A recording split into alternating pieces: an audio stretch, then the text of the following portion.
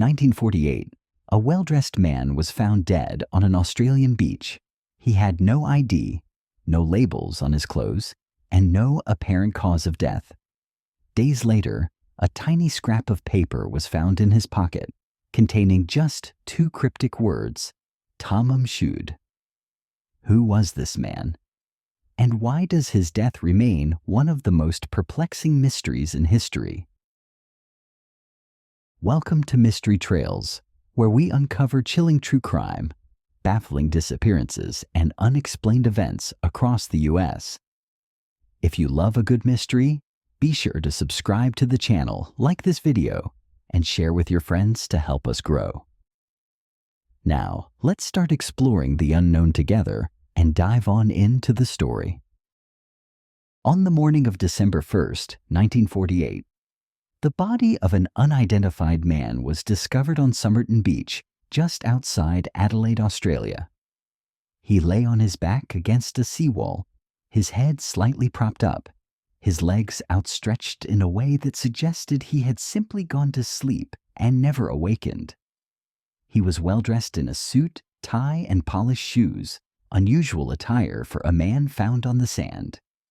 Despite the warm summer weather, he wore a knitted pullover and a double-breasted coat. The strangeness of the scene deepened when authorities realized that every label had been removed from his clothing. There was no wallet, no identification, nothing to tell them who he was. Even the lining of his pockets had been carefully altered, as if someone had gone to great lengths to erase his identity. A half-smoked cigarette rested on his lapel, as though it had fallen from his lips in his final moments. His face was calm, absent of any clear distress. To those who found him, it seemed as if he had simply decided to rest there on the beach and had never woken up. But the truth was far more complicated. An autopsy was performed, and doctors found that the man's internal organs were in a strange state. His stomach and liver were severely congested. His spleen was swollen to 3 times its normal size, and his heart showed signs of unusual stress. These symptoms suggested poisoning, but there was one problem. No trace of any known toxin was found in his system. There were no bruises, no marks of violence, no indication that he had struggled before his death.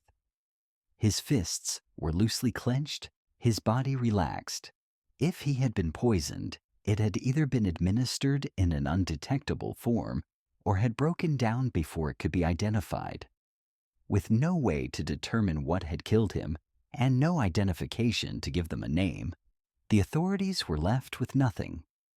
But then, as they searched his clothing, they found something that made the mystery even stranger. Hidden deep inside a small fob pocket of the man's trousers was a tiny, rolled-up scrap of paper. On it, 2 words were printed in an elegant script, Tamam Shud. The phrase was Persian and translated to, "It is finished," or "the end." Investigators traced the words to a rare book of poetry, the Rubaiyat of Omar Khayyam, a collection that meditated on fate, life, and the fleeting nature of existence. The meaning behind the words seemed to suggest finality, as though the man had chosen his own fate. The mystery deepened when police made an astonishing discovery. Someone in Adelaide had turned in a copy of the Rubaiyat that had been found in the back seat of an unlocked car near Somerton Beach. When authorities examined the book, they found that one of its pages had been torn out, the very page containing the words, Tamam Shud. This book, they believed, belonged to the dead man. As they looked closer, they found something even stranger. On the back of the book, someone had scribbled a series of seemingly random letters, faintly visible under ultraviolet light. Experts attempted to decipher the writing, but it was unlike any known language or cipher. It was cryptic and unbreakable. Decades later, codebreakers, mathematicians, and intelligence agencies have all tried and failed to solve it. Some believe it is an unsolved cipher, a message meant for only one recipient. Others think it was a note written in a personal shorthand that no one but the writer would understand. If the dead man had written this code, was it a clue to his identity? Or was it a message left for someone else? The deeper authorities dug, the stranger the case became. Theories about the identity of the Somerton man range from the mundane to the extraordinary. Some believe he was a man suffering from heartbreak or despair who chose to end his life in an elegant and poetic manner. Others suspect he was involved in espionage, perhaps an agent from a foreign country who had been poisoned in an assassination attempt. One of the most compelling theories revolves around a woman named Jo Thompson, who lived only a few blocks from where the Somerton man was found. When police showed her a cast of the dead man's face, she reacted with what seemed to be recognition, though she denied knowing him. Strangely, she owned a copy of the Rubaiyat and had once written the same phrase, Tamam Shud, inside it. Even more curiously, her son was later found to share an extremely rare genetic trait with the Somerton man, an abnormality in the shape of his ears and teeth that occurs in less than 1% of the population. Could he have been the dead man's illegitimate child? If so, what had led to his death? Some believe he was a spy, caught up in Cold War secrets, and killed in a manner that left no trace.